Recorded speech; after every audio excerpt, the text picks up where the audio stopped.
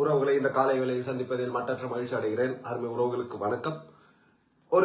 இப்ப இந்த காணொலியை தயவு செய்து நான் எந்த காணொலியும் யாரிடமும் கேட்டதில்லை, இந்த காணொலியை பாருங்கன்னு சொல்லிட்டு இந்த காணொலியை தயவு செய்து காங்கிரஸ் பெரிய உறவுகளும் திராவிட முன்னேற்ற கழக உறவுகளும் நிச்சயமாக பார்க்க வேண்டியது காலத்தின் கட்டாயம் என்பதை நான் தெளிவாக கூறிக்கொள்கிறேன். அவரிலிருந்து நான் காங்கிரஸ் பெரிய இயக்கத்தில் இணைந்து நான் ரத்தத்தின் ரத்தமாக உயிராக நேசிக்கக்கூடிய தலைவர் ராகுல் காந்தி அவர்களை நேசித்து அவர்கள் காங்கிரஸ் மீது கொண்ட காதலின் காரணமாக இன்று வரை காங்கிரஸ் பெரிய இயக்கத்தின் ஒரு அடிமட்ட தொண்டனாக தொடர்ந்து கொண்டிருக்கிறேன். காங்கிரஸ் பெரிய இயக்கம் நான் சென்றவுடன் எனக்கு மாவட்ட செயலாளர் என்ற பதவியை கொடுத்து அழகு பார்த்தது. அந்த மாவட்ட தலைவருக்கு நன்றி செலுத்த வேண்டிய கட்டாயமாக இருக்கிறேன். இதே நேரத்தில் ஒரே ஒரு விஷயம் சொல்றேன். இப்போ பிசிசி மெம்பராக இருக்கும், மாவட்ட ஐடி விங்குடைய மாவட்ட தலைவராக இருக்கேன். கேட்டீர்கள், நன்றி சொல்லணும். இப்பொழுது கலைஞர் அவர்கள் மீது அளவு கடந்த பாசமும் வைத்திருக்கிறோம். தளபதி ஸ்டாலின் மீது நேசமும் வைத்திருக்கிறோம். தலைவர் ராகுல் காந்தி அவர்கள் தன்னுடைய சகோதரனாக தளபதியார் அவர்களை கூறியிருக்கும் போது நாங்கள் அந்த நேசத்தை வைத்திருக்கிறோம். திராவிட முன்னேற்ற கழக உறவுகள் தவறாமல் பார்க்க வேண்டிய காணொலி இது.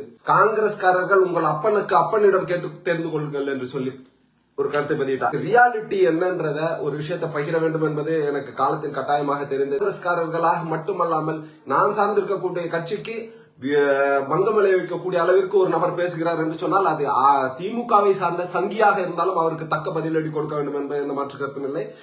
பல இடங்களில் காங்கிரஸ் எங்க இருக்கு என்ற கேள்வி கேட்டிருக்கிறேன். உங்களுக்கு நான் ஒரு பாடம் எடுக்க வேண்டியது அவசியம் அல்ல. இருந்தாலும் 2014 நாடாளுமன்ற தேர்தலை நினைவு கூர்ந்து பாருங்கள். காங்கிரஸ் பெரிய இயக்கம் திராவிட முன்னேற்ற கழகம் தனித்து நின்றதன் விளைவாக அஇஅதிமுக அனைத்து இடங்களிலும் வெற்றி பெற்றது. பாஜக கூட்டணி ஒரு இடத்தில் வெற்றி பெற்றது. இதை நீங்கள் தெளிவாக புரிந்து கொள்ள வேண்டும். அதெல்லாம் இல்ல, காங்கிரஸ் எங்கேயும் இல்லை என்று மறுபடியும் கூறக்கூடிய திராவிட முன்னேற்ற கழகத்தை சார்ந்த சங்கிகளுக்கு ரொம்பவும் தெளிவாக கூறிக்கொள்கிறேன். எங்கள் மாணிக் தாகூர் அவர்களே, நீங்கள் கூறினீர்கள் சங்கி என்று. கூட்டணியில் பங்கு கேட்டால் சங்கி என்று அந்த அப்துல்லா என்ற ஒரு நபர் கூறியிருக்கிறார். அவர் எங்கிருந்து வந்தார், எப்பொழுது அரசியலுக்கு வந்தார் என்பதெல்லாம் பெரிய விஷயம் இல்ல. 1993 வந்தாரா, அதெல்லாம் நம்ம பார்த்துட்டு இருக்கோம். அதே நேரத்தில் அவர் கூறிய அந்த கருத்து எவ்வளவு கீழ்த்தரமான கருத்து என்பதை தெளிவாக புரிந்து கொள்ள.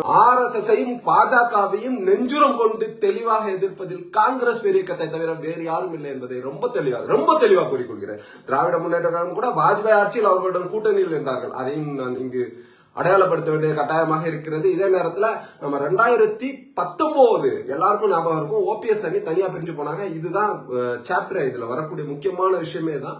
2019 நாடாளுமன்ற தேர்தல் நடக்குது, நம்ம அனைவரும் தெரிந்த விஷயம். ஆனால் சட்டமன்ற தேர்தல் ஒன்று 22 தொகுதிகளுக்கு நடந்தது. அது தெரியுமா யாருக்காவது? தெரியல. எனக்கு தெரியுமா தெரியலையான்னு சொல்லிட்டு அந்த தேர்தலில் கிட்டத்தட்ட 13 இடங்கள்ல திராவிட முன்னேற்ற கழக காங்கிரஸ் கூட்டணி வெற்றி பெற்றது. ஆனால் 9 இடங்கள்ல தோல்வியை தழுவினார்கள். இந்த வரலாறு யாருக்காவது தெரியுமா? தெரியவில்லை.